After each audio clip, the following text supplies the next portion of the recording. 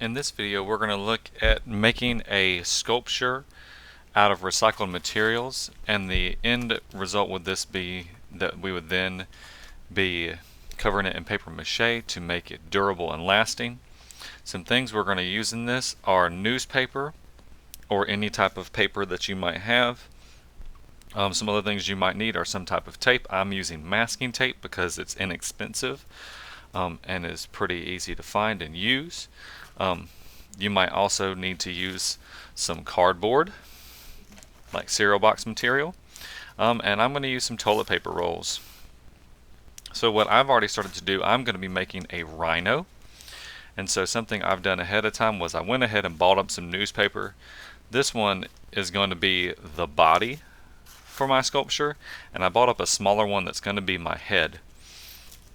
The other thing that I've already done is I cut out some ovals, some oval type or some more like football type shapes, and I taped one end down, and those are going to be the ear. And I made one cone for one of the horns. What I want you to try to do is to think of an endangered species that you want to make a sculpture of.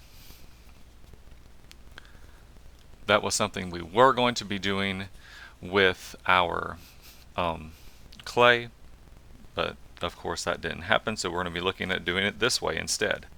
So to make another one of those horns, what I've actually done is I've cut out a half circle, and what I'm going to do is I'm going to roll that across the flat end to make my cone shape, and I'm going to use this for the front horn for my rhino. What animal you choose is up to you.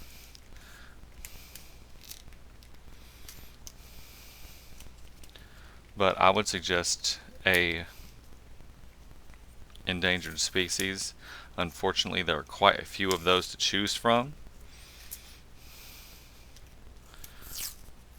But the more we can raise awareness about it, the more that we can try to help them. So that's going to be my front horn. And then I'll put a few pieces of tape to hold it in place.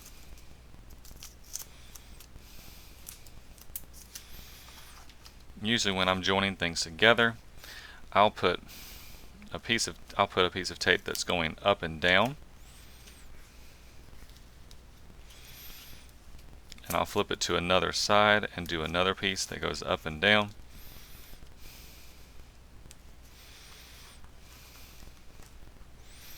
And then I'll try to do a piece that goes around, so doing tape in two different directions will help to make that more secure.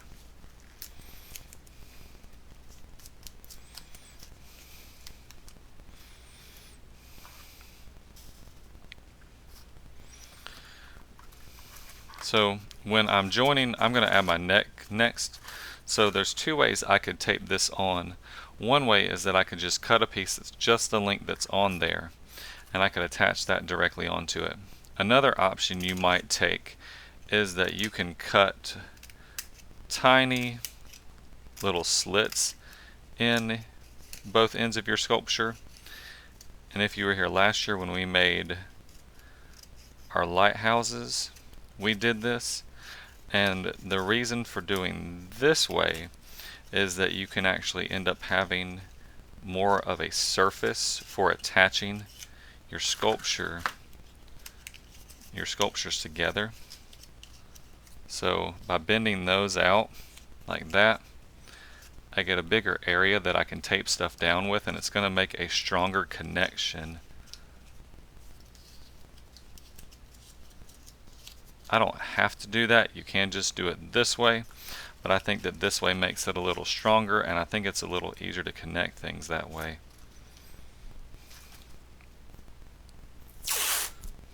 And I'll show you that. So one other thing I'm going to do is tear a few pieces of tape in advance.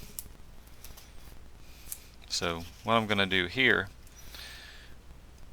is put some pieces of tape across those tabs to hold this down.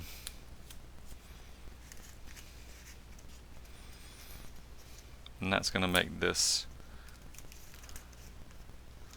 a stronger connection between this cardboard and there. And then I would do the same thing here where I'm connecting the neck to the body.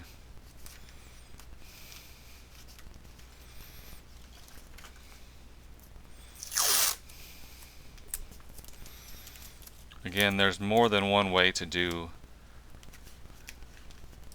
just about any type of artwork, but in my experience of making sculptures in this way, the more surface places that you can have them where they're connecting, the better.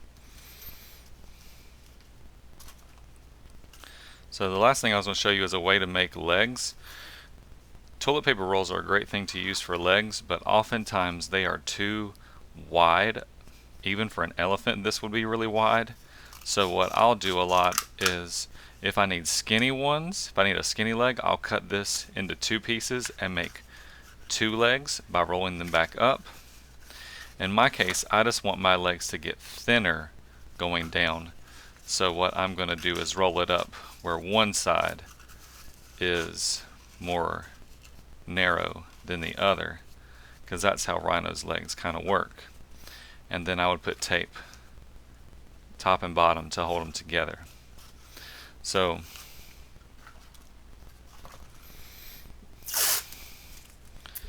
and similarly to what I was just showing you, when I'm attaching these, I could put them at the bottom, but it ends up making my legs too long. So instead I'm going to have them overlap each other. So I'm going to have a long piece that goes across. That's also going to give me a little bit of a shoulder or hip for my rhino. And then I would do that on all 4 pieces. The other thing that I would suggest that you don't have to do, but you can, is get a piece of cardboard and glue your animal to that, and that's going to give you a stable base to have it stand on, rather than it depending on your perfect balance between your 4 legs or however many legs your animal has. Or if your animal doesn't have legs, like say if you were doing a dolphin, then having a surface that it can be balanced on is a great option for you, so that you're not depending on the balance of it, which is going to change as you add paper mache to it. But those are a few suggestions for you. I hope they help. Happy making, and I'll have a separate video that is giving you some tips on paper mache if you choose to do that way to make the more a stable surface. So happy making. Have a great day.